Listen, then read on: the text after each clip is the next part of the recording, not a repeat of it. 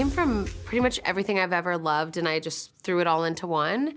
I was reading a lot of fan fiction on Wattpad about One Direction, so it felt natural to write that, but it was also inspired by things like 50 Shades, Vampire Diaries, Gossip Girl, Wuthering Heights, Pride and Prejudice. Like, I literally took all of my favorite things and kind of made a pot of it. The After Fan Fiction blog has become a worldwide literary phenomenon. 100 chapters, a million words. The story now adapted for the big screen. Thought that you just wanted to be friends. I don't think we can ever be just friends. The fan base for this book is huge. Had you read the book before you embarked on this journey?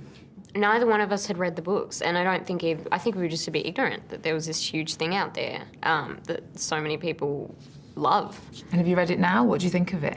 I've read it now. I'm a few chapters from finishing the last book.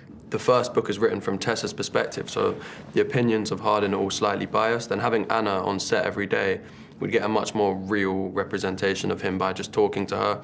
Plus the script shows a very well-rounded character there, so haven't read the book. I've only managed to see the film once, and we just simply haven't had the time to watch it. We've just been so busy with this kind of stuff. As soon as we finish, I'm gonna watch the film a few times, and then I'll finally be able to read the book, so I'm looking forward to it.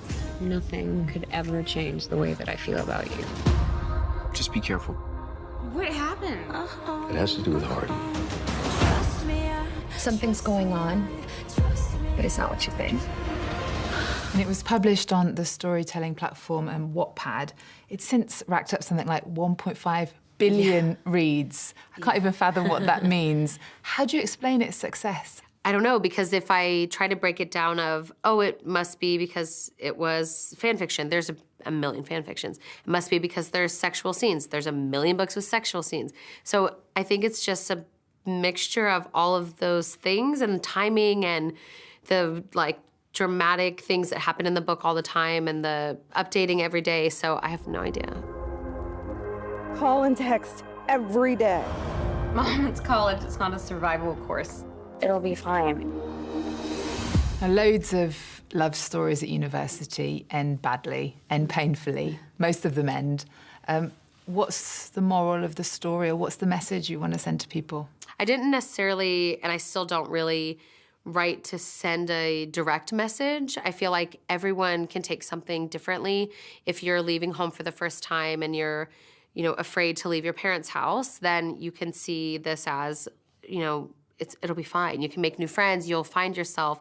But then there's also people who are excited to leave home for the first time, and they can watch it and feel like, I can do this, I'll be strong. So I feel like there's so many different messages, but I think not to take it as a dating guide, that's for sure. Because in real life, if your first love is usually not the person that you end up with. Love is just a transaction. We're all hardwired to desire. We present the correct set of desirable traits, and boom. We can turn it on, and we can turn it off. Yes, Miss Young, Tessa?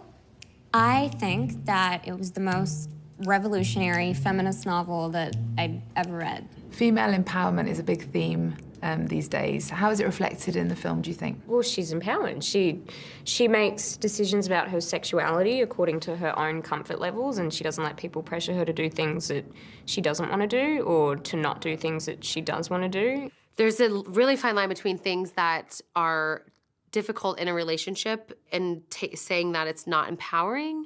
Like if they, for example, when people say, Hardin and Tessa's relationship is toxic, that makes sense because their relationship is really messy.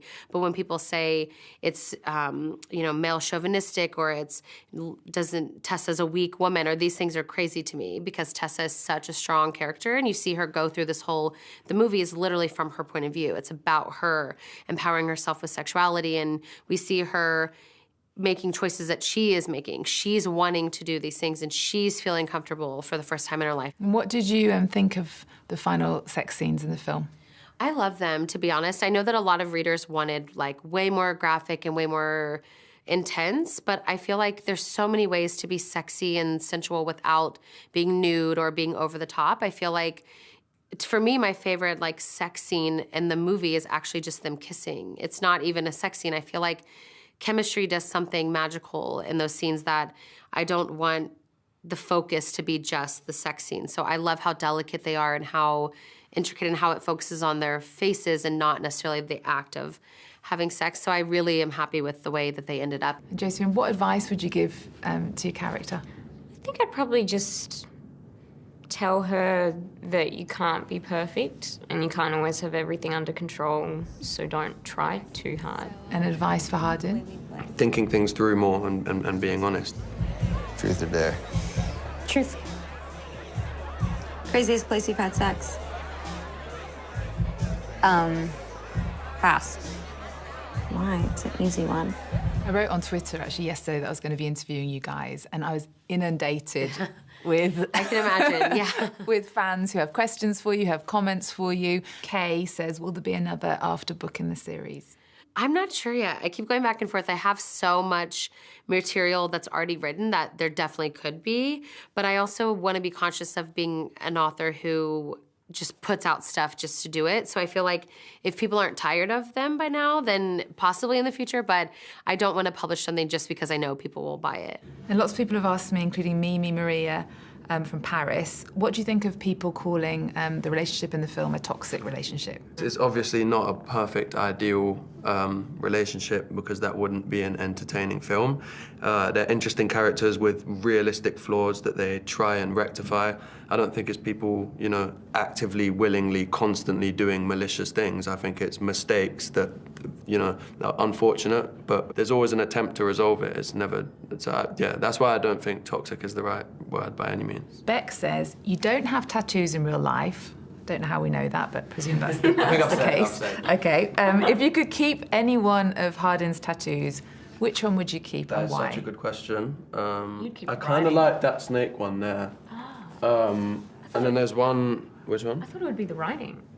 The handwritten one? Yeah, no? No, I'm not a fan. Just because it's like handwritten, I don't know. I'm a big I don't fan mind of text, handwritten but I'd want it to be tattoos. like, I don't know, consistent font. I think there's a bird, I'm quite picky, I've been thinking about this. There's a bird cage with birds flying out of it, and I like the birds flying out of it a bit too, but there's something about the fine line of the bird cage here that I really like. How many tattoos has he got in the film? I don't know number, but Let's count. 1, 2, sorry. 4, 5. But 12 sounds about right. Yeah. I think we'll have more in the next one if we can, hopefully. Oh. Did you keep any wardrobe or set piece from Tessa or Hardin? I accidentally took his ring home, which I still have, but I'll bring it back. We don't have a very similar sense of style. So no. This is a very popular question. 3 people suggested it, and it had hundreds of likes afterwards. Please, can you impersonate each other's accents? It was a whole thing. That's her catchphrase, sorry. 100%. Yeah. 100%. Or no, wait. Do when I talk to my friends? I can't. Well, he has these little sayings that I can't remember ever. But it's like, oh yeah, man. Yeah, man. No. It's well good, man.